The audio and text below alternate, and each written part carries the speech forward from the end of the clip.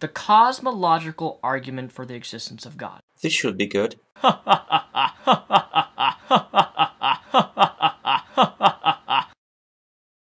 So this is the argument. This is how it goes, the cosmological argument. Premise 1, whatever begins to exist has a cause. Premise 2, the universe began to exist. Premise 3, therefore the universe had a cause. But I'm not done yet. This argument, the 3 premises that I just listed, actually has what is known as sub-premises. I'm going to list them as 2.1, 2.2, and 2.3, and they go like this. 2.1, an infinite temporal regress of events would constitute an actual finite. 2.2, an actual infinite cannot exist. 2.3, therefore an infinite temporal regress of events cannot exist. But I want you to notice on 2.2, it says an actual infinite cannot exist. There's a problem there. Do you see it? This is nothing like the other premises. This is a bare assertion.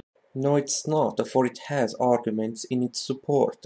Later in the video, you even acknowledge that William Lane Craig uses the example of Hilbert's Hotel to justify it. So how can you say this? So back to premise 1. Whatever begins to exist has a cause. This is not a fact, but rather a very large assumption. This is actually based on the concept from nothing comes nothing, which is ex nihilo, I believe it's pronounced. I think I'm saying that right. Daniel, the definition is right there, you wrote it. Creation ex nihilo consists in the act of creating something from nothing, not in the principle that from nothing nothing can arise. It seems like it would be logically impossible from something to come from nothing. However, logic is just a descriptor that we humans have created, an imperfect descriptor, to describe facts of reality and in nature. The reality is, on quantum levels of existence, there are many things about their behavior which is very non-intuitive. Even today, when we start studying quantum physics, some of the things that we observe and document fly in the face of quote-unquote logic that we know. One of many examples of this could be simply the molecule that is in 2 places at once.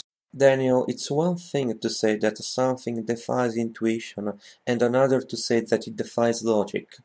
If quantum mechanics defied logic as you say, I doubt we would be able to study them in the first place.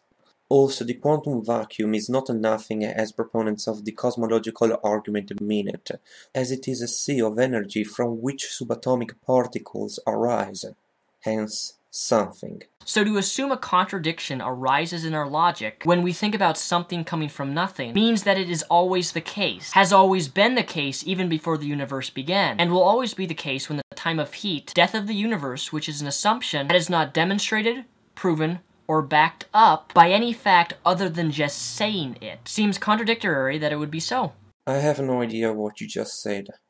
Moving on. Number 2, the universe began to exist. This is actually based on the Big Bang, and I don't really come across a lot of people who try to disprove that. Not a lot of people?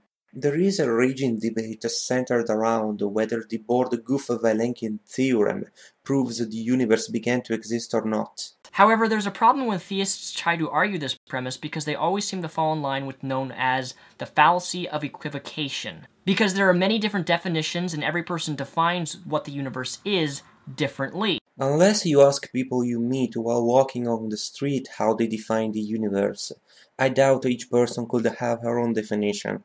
In the context of the Kalam, the universe is the whole of a physical existence, all matter, energy, and their properties.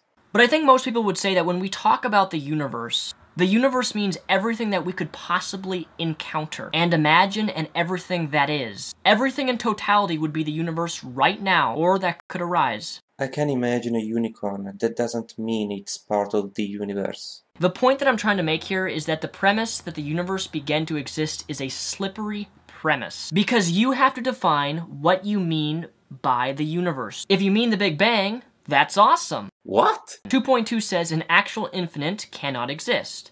2.3, therefore an infinite temporal regress of events cannot exist. William Lane Craig likes to use the example of what is known as Hilbert's Hotel. If you're not familiar with this concept, you have an infinite amount of rooms and all of those rooms are full. You take one person and you move them in room 2. You take the one person in room 2 and you move them to room 3. You take that person in room 3 and you move them to room 4. And on and on and on. And of course, by shifting everybody down, you're always going to have one empty room. And guess what William Lane Craig says about that?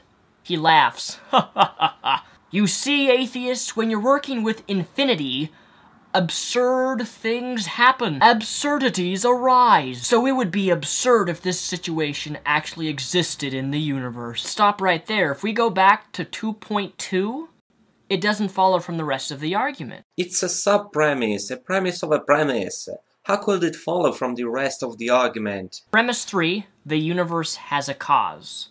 Well, duh. The universe as we know it right now has a cause, and that was, well, the Big Bang. No, the Big Bang is just the moment in which the expansion of the universe began, not the first cause of the universe. Somehow leaping from the Abrahamic tradition to Zeus, to mythological gods, from point A all of the way to point Z at the end of the alphabet, is a ginormous, humongous leap of logic. The way you phrased it makes it seem like the theist's aim is to prove Zeus by leaping from the Abrahamic god and so skipping each god that comes before Zeus in alphabetical order. In fact, the first cause could be 5 gods, 100 gods, 50 gods, or 69 gods. Why would a person need to postulate 69 creators when one is allegedly going to do the job?